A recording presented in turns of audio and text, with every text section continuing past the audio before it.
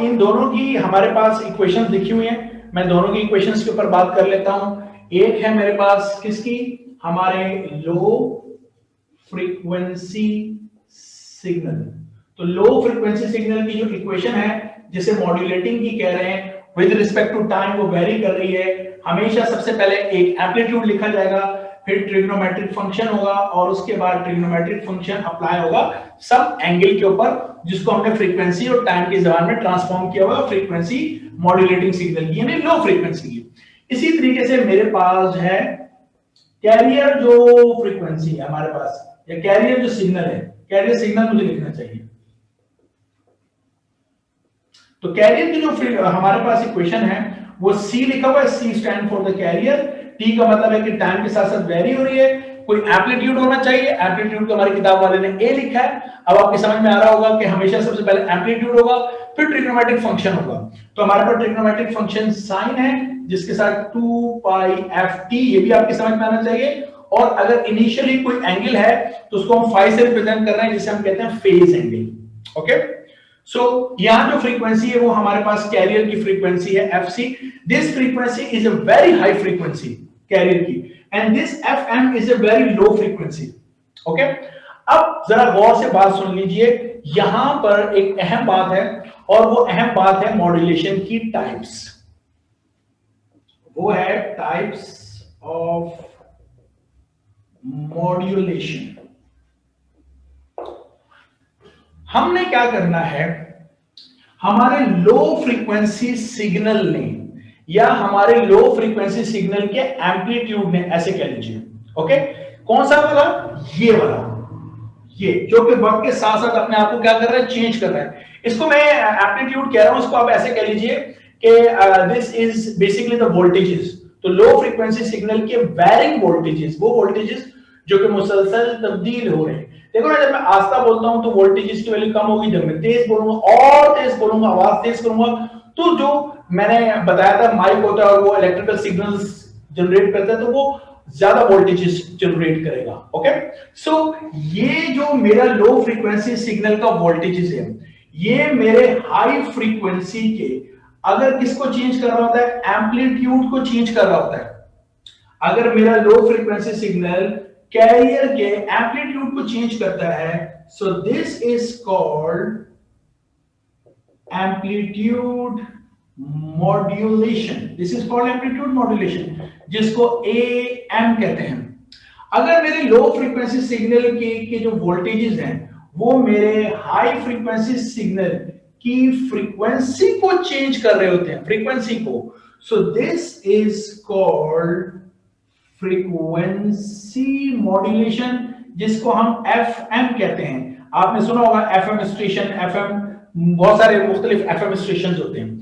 इसी तरह अगर मेरे लो फ्रीक्वेंसी सिग्नल का वोल्टेजेस मेरे हाई फ्रीक्वेंसी सिग्नल के फेज को, एंगल को चेंज कर रहा है, so this is called phase modulation, जिसको हम PM कहते हैं। बाय द वे, हमारे कोर्स में ये मेरा ख्याल है एम्पलीट्यूड मॉड्यूलेशन और फ्रीक्वेंसी मॉड्यूलेशन, ये दो टाइप की मॉड्यूलेशन लिखी है। ये मॉड्यूलेशन हमारे पास कहलाती है एनालॉग मॉड्यूलेशन। ठीक है, मेरे कहने का मतलब है कि हमारे मोबाइल में ये वाली मॉड्यूलेशन नहीं होती जो मैं मोबाइल पे बात करता हूं। मेरी low frequency signal electrical pulses में कन्वर्ट होती हैं, फिर वो हाई फ्रीक्वेंसी उसके साथ मिलती हैं, फिर वो ट्रांसमिट होती हैं और दूसरे मोबाइल वाला उसको डीमॉड्यूलेट करता है और वो सुनता है। तो वो जो मॉड्यूलेशन है वो इन तीनों में से कोई नहीं है, एनालॉग मॉड्यूलेशन है। वो हमारे पास डिजिटल मॉड्यूलेशन कहलाती है। मेरा कंप्यूटर इस वक्त, मेरा लैपटॉप जो मेरी आवाज को सुन के और उसको हाई फ्रीक्वेंसी के साथ मिलाकर थ्रू इंटरनेट ट्रांसमिट कर रहा है, this is called digital modulation. Okay, so modulation electronic में जो इंजीनियरिंग करेंगे, इलेक्ट्रिकल के होंगे, वो इसको अपनी जिंदगी में पढ़ते रहेंगे। मैं इससे ज्यादा डिटेल में नहीं जाऊंगा, मैं आपको सिर्फ ये बताना चाह रहा हूं कि लो फ्रीक्वेंसी सिग्नल रिस्पॉन्सिबल होगा कि वो हाई फ्रीक्वेंसी यानी कैरियर के किसी भी एक पैरामीटर को चेंज करे। There are 3 parameters of the carrier signal. Number 1 amplitude, Number two, frequency of the carrier wave. Number three, phase of the carrier signal. So if the low frequency signal is changing the amplitude of the carrier, this is called amplitude modulation. If the low frequency signal changing the frequency of the carrier wave, this type of the change is called frequency modulation. If the low frequency signal की जो voltage is changing the phase angle of the carrier signal और high frequency signal, सही है, तो इसको हम कहते हैं फेज मॉड्यूलेशन। तो ये हमारे पास तीन टाइप की मॉड्यूलेशन है।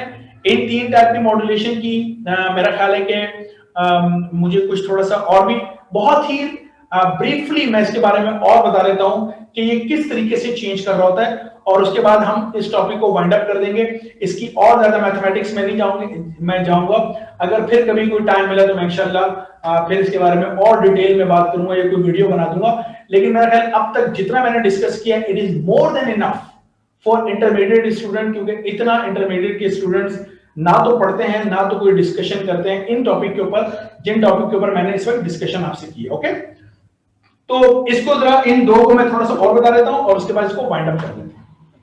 देखो, एम्पलीट्यूड मॉड्यूलेशन का मतलब क्या है। सबसे पहले मैं एएम की बात कर रहा हूं। ये देखो, मैं जरा इस तरीके से समझाता हूं कि ये मेरा लो फ्रीक्वेंसी सिग्नल है, ठीक है, और ये है मेरा, मैं जरा थोड़ा रफ टाइप का बना लेता हूं, ये है मेरा हाई फ्रीक्वेंसी सिग्नल, ठीक है, ऐसे करके। ये जो हाई फ्रीक्वेंसी सिग्नल है ये भी इसी की तरह का सिग्नल होता है, लेकिन इसके मतलब इस तरह किनारे नहीं होते, ये मैंने सिर्फ समझाने के लिए बनाया। ओके, मतलब बिल्कुल एग्जैक्टली नहीं बनाया, वरना मैं आपको गूगल से तस्वीरें दिखा दूंगा। अब होता ये है एम्पलीट्यूड मॉड्यूलेशन में जो रिजल्टेंट कहानी है वो मैं यहां बता रहा हूं।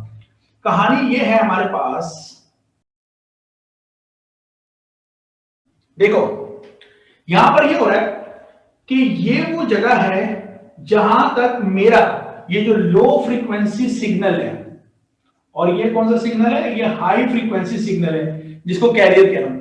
यहां तक जैसे जैसे मेरे लो फ्रीक्वेंसी सिग्नल के वोल्टेजेस बढ़ते जा रहे हैं, यहां तक क्या हो रहा है, मैक्सिमम हो गया ना, तो यहां तक ये है वो लाइन, तो मेरे पास मेरे कैरियर का जो वोल्टेजेस हैं वो यूं करके मैक्सिमम हो गए, और फिर कम, ये यहां तक, ठीक है, और फिर कम हुए, और कम होते होते होते होते ये जितनी भी जगह है, इस सारी जगह पर, इस यहां तक, इस जगह पे आते हुए ये ऐसे हो गए, और उसके बाद जब ये वोल्टेजेस नेगेटिव में हुआ तो ये कम होने शुरू हुए, और इसकी मैक्सिमम पे इंतहाई कम हो गए, और उसके बाद फिर ये यूं बढ़ते बढ़ते यहां तक आ गए, इस तरीके से। सो हमारे ये जो मेरा हाई फ्रीक्वेंसी सिग्नल था, इस हाई फ्रीक्वेंसी के सिग्नल के ऊपर अगर आप देखें तो ये मेरा चल रहा है कौन सा, लो फ्रीक्वेंसी सिग्नल, नजर आ रहे हैं। तो हाई फ्रीक्वेंसी के ऊपर, यानी हाई फ्रीक्वेंसी के एम्पलीट्यूड को चेंज कर रहा है मेरा low frequency signal, this is called amplitude modulation. ये मैं बता रहा था। यहां पर एक कॉन्सेप्ट और आ जाता है, ये जो लाइन है, इस लाइन से ऊपर एक बैंड और नीचे बैंड है जिसे हम कहते हैं साइड बैंड्स कहलाता है हमारे पास। यानी अगर हम जो हमारा इलेक्ट्रॉनिक सिस्टम है वो चाहे तो सिर्फ ऊपर वाले हिस्से को ट्रांसमिट कर दे, चाहे तो नीचे वाले हिस्से को ट्रांसमिट कर दे, क्योंकि नीचे भी इसी तरह की से वेव बन रही है, तो ये पूरा से एक इन्वेलप सा बन जाता है। तो हम चाहें तो यानी इंफॉर्मेशन ऊपर भी नीचे भी दोनों पे होती है, जिसको साइड बैंड कहते हैं। तो हम दोनों में से किसी एक बैंड को, यानी दोनों को ट्रांसमिट करने में हमारी एनर्जी ज्यादा खर्च होगी, तो हम या तो अपर को या लोअर को, दोनों में से किसी एक को ट्रांसमिट करके अपना मैसेज दूसरी जगह पहुंचा सकते हैं। ये साइड बैंड भी हमारी किताब में लिखा हुआ, लेकिन मेरा ख्याल है कि इतनी डिटेल में अभी जाने की जरूरत नहीं है। Okay, so this is the story, ठीक है। तो ये हमारे पास जो है, ये जो हमारा जो लो फ्रीक्वेंसी सिग्नल है, वो लो फ्रीक्वेंसी सिग्नल, अब आप देख रहे हैं हमारे हाई फ्रीक्वेंसी सिग्नल के ऊपर ट्रेवल कर रहा है। ये मैं बात आपको समझाना चाह रहा था। So the low frequency signal is changing the amplitude of the high frequency signal, this is called am, amplitude modulation. मेरा ख्याल ये समझ में आ गया होगा, थम अप कर दें, इसके बाद मैं आपको फ्रीक्वेंसी मॉड्यूलेशन बता दूं वो कैसे हो रही है। अब ये सारी कहानी हम फ्रीक्वेंसी मॉड्यूलेशन के लिए समझ लेते हैं।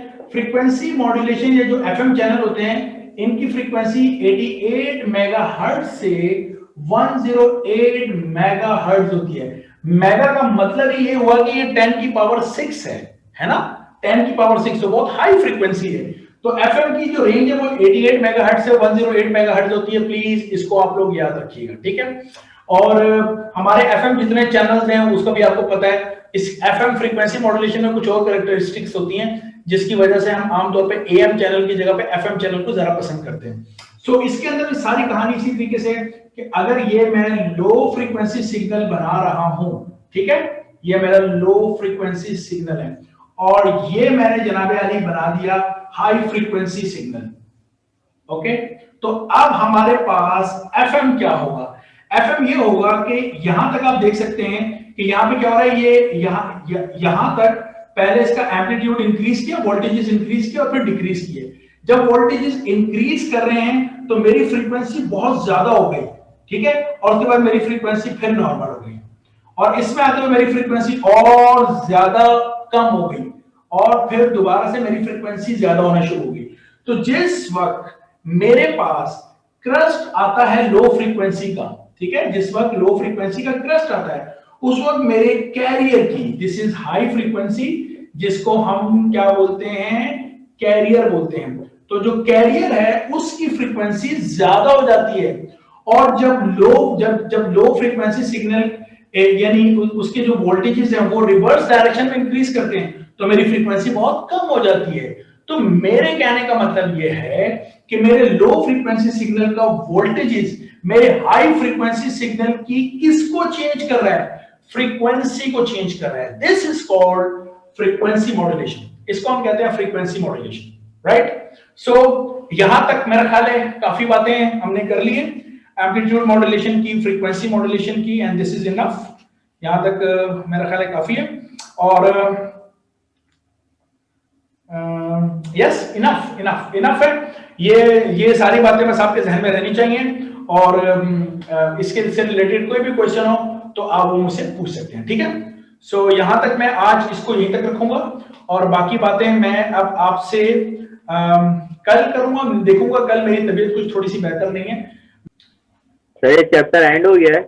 No no no no no, ये चैप्टर आधा हो गया। ये चैप्टर का वो हिस्सा हुआ है जो कभी एग्जाम में आता ही नहीं है।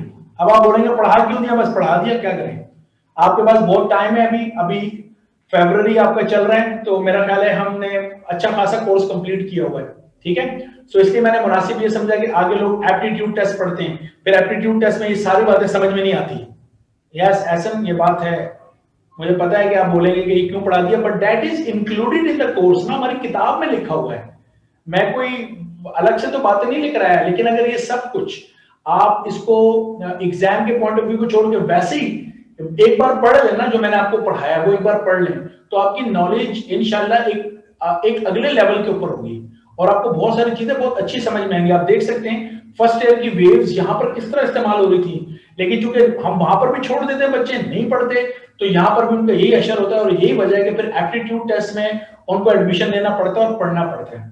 सो मैंने आपको पढ़ा दिया है, I have done my best कि आपकी समझ में आए। इसके बाद चैप्टर का दूसरा हिस्सा वो है जो एग्जाम में आता है, जिसमें से डायोड और ट्रांजिस्टर्स एग्जाम में आते हैं, जिसको हम कहते हैं इलेक्ट्रॉनिक्स।